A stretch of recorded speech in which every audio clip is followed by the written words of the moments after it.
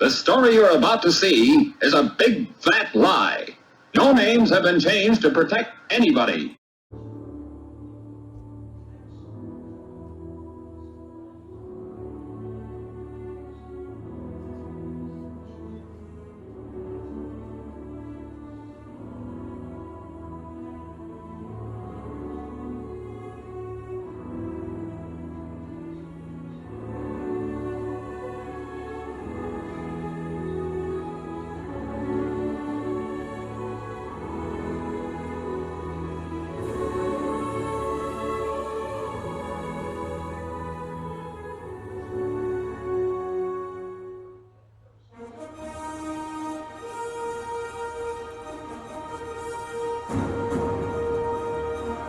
There is no sports league unlike it anywhere in the world, where cartoons and football come together. This is the United States Cartoon Football League, celebrating its 40th anniversary.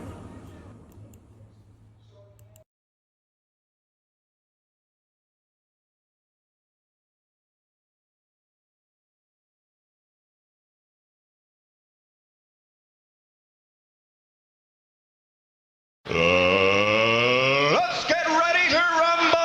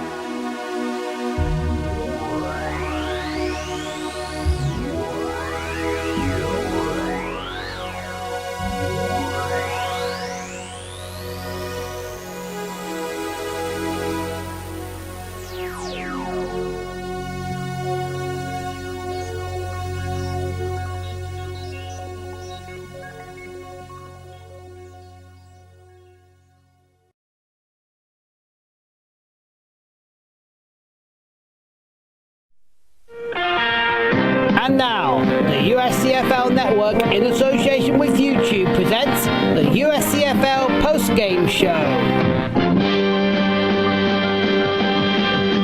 Here's once again is Robbie Graham.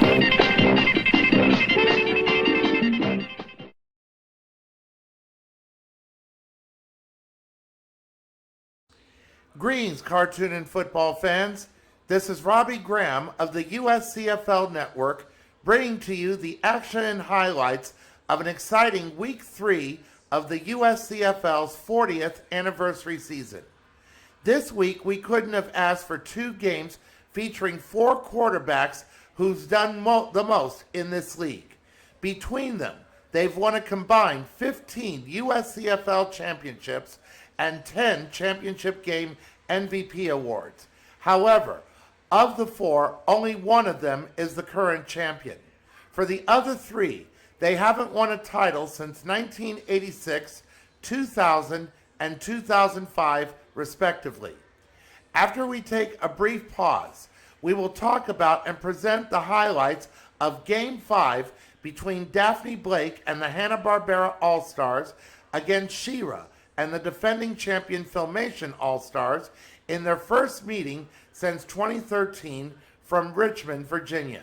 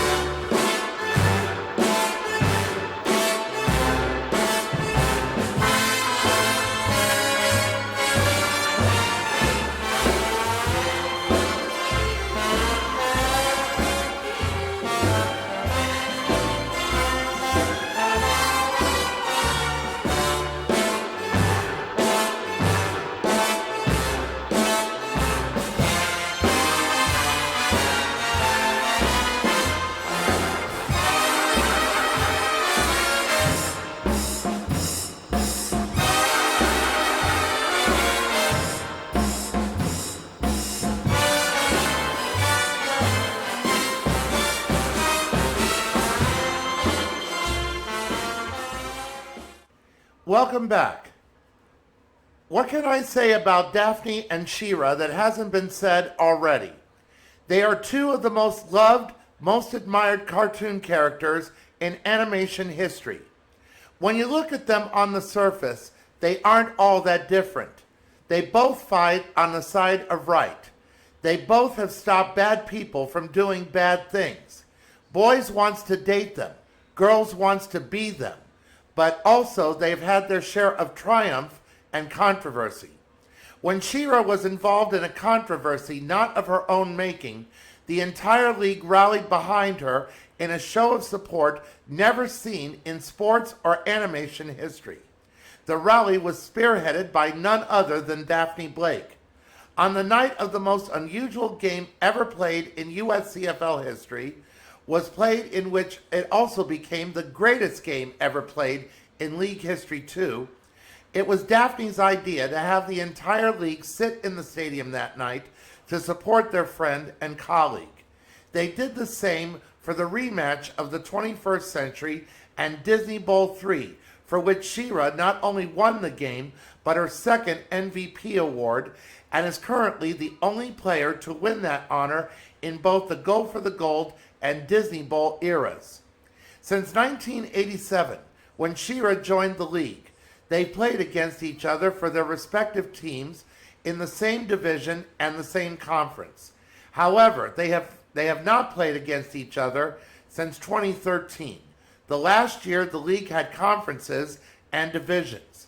Now in our current format, it's every team for themselves, and who they play against depends on how well or poorly they do, except for the first round.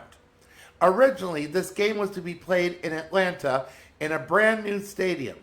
After Scooby-Doo, then the Hanna-Barbera All-Stars have been playing in Atlanta since 1983. The Atlanta Falcons, Atlanta Braves, and Atlanta Hawks all have had new stadiums or arenas built for them, with the Falcons getting 2. But when Major League Baseball decided to pull the All-Star game out of Atlanta, Hanna-Barbera followed suit and is boycotting playing in Atlanta this year over a controversial law recently passed by Georgia's governor prohibiting certain things concerning how its citizens vote. The USCFL isn't political, but it's a league for everyone, no exclusions. So Hanna-Barbera is making a stand. But it's not the first time this has happened. When Hanna-Barbera played against the Jim Henson All-Stars in Disney Bowl II, Daphne Blake played that game in defense of She-Ra at the height of the controversy that was surrounding her. Hanna-Barbera lost that game. Daphne made a statement to the press that night saying that she was playing for half of the world's population, but let the whole world down after she lost. Although in actuality, there's no way any of these characters in this league would know each other personally. But in the USCFL, they know each other and are good friends off the field, but bitter rivals on it. So after one character overcomes one controversy, another could be embroiled in another. In an 11th hour decision, the commissioner decided for this game to be played in Richmond. No matter how well Hanna-Barbera does this year, they will play on the road and let their opponents be the home team, win or lose. Before the season began, Filmation had their ring ceremony as well as revealing their championship banner on the rafters of the stadium honoring this achievement. For She-Ra and her castmates, they received their 4th ring. For He-Man and his castmates, they received their 3rd, and for the other players, it was their 1st, and hoping that more will come in the future. As for the game, the defending champs got on the board first with an Adora field goal. Vanity Smurf tied things up at 3 at the end of the first quarter. After another Vanity Smurf field goal, the defending champs took the lead before halftime on an 8-yard touchdown run by Prince Adam of the He-Man series to go up 10-6 at the break. Then in the second half, it was all Hanna-Barbera, as Daphne Blake connected with Tinker of Speed Buggy and Dynomutt respectively, as Hanna-Barbera went up 20-10, midway through the third quarter. Adora cut the lead to 7, but Vandy Smurf made it a 10-point lead again, 23-13 at the end of the third quarter. Then in the final quarter, Adora kicked her third field goal to cut the lead to a touchdown, 23-16. Vandy Smurf sealed the deal with one final field goal to go up 26-16 with more than 7 minutes left. With under 4 minutes remaining, Adora put up her fourth and final field goal, but it wasn't enough as the defending champs lost 26-19. Hanna-Barbera will have home field advantage for round 2, but will give it up to whoever they will play against in the next round. Filmation will definitely go on the road in round 2. As for the stats in this game, for Hanna-Barbera, Daphne Blake went 36 of 58 for 359 yards, 2 touchdowns, and 2 interceptions. Wilma Flintstone carried the ball 26 times for 133 yards. Shaggy Rogers caught 8 passes for only 95 yards. Johnny Quest, the player of the game, had 7 tackles, 5 assists, and 2 interceptions, with Vandy Smurf finishing with 14 points. For the defending champs, Shira went 21 of 40 for 339 yards and 4 interceptions. Spinnerella carried the ball 30 times for 122 yards. Glimmer was the top receiver, catching 6 passes for 144 yards. Weird Harold of Fat Albert led the defense with 8 tackles and 2 assists, and Adora finished with 13 points. And here is how the highlights looked on screen.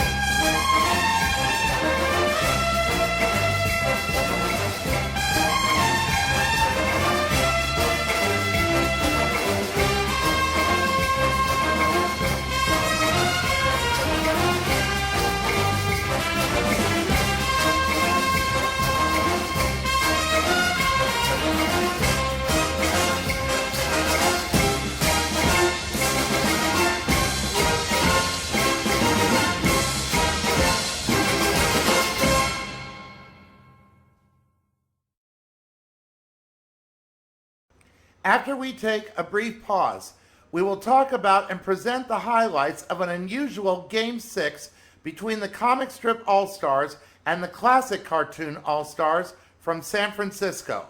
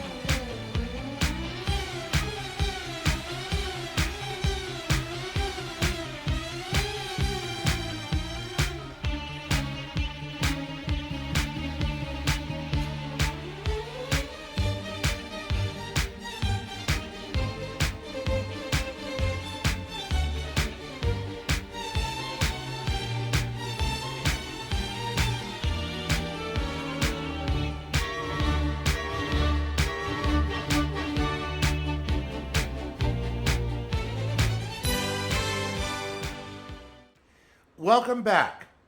The reason why I said Game 6 is unusual is because the classic cartoon All-Stars didn't get in the end zone the entire game and still won it.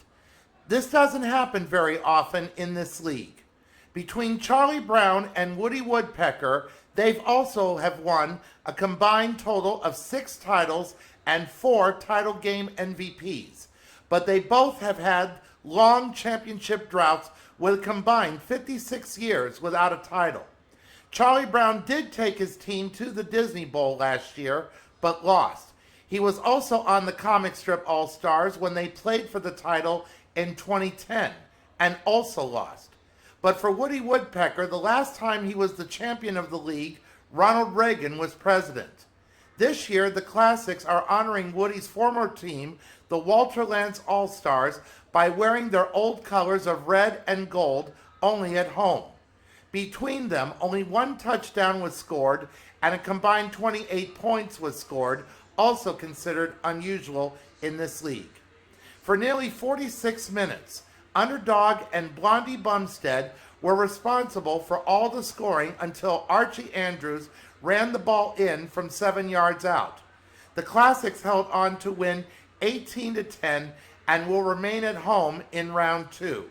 The comic strip All-Stars will continue to be on the road for round 2.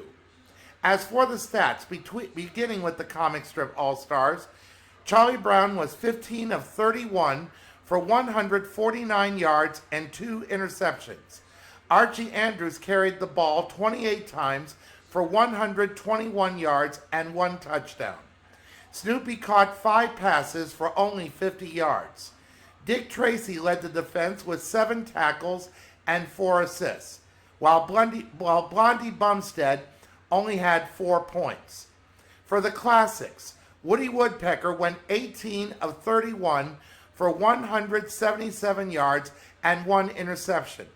His castmate, Chilly Willie, carried the ball 39 times for 131 yards.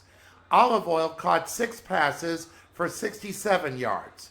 Boris Badenoff of the Bullwinkle series was the game MVP with 8 tackles, 2 assists, and 4 sacks, while Underdog had all the scoring with 18 points.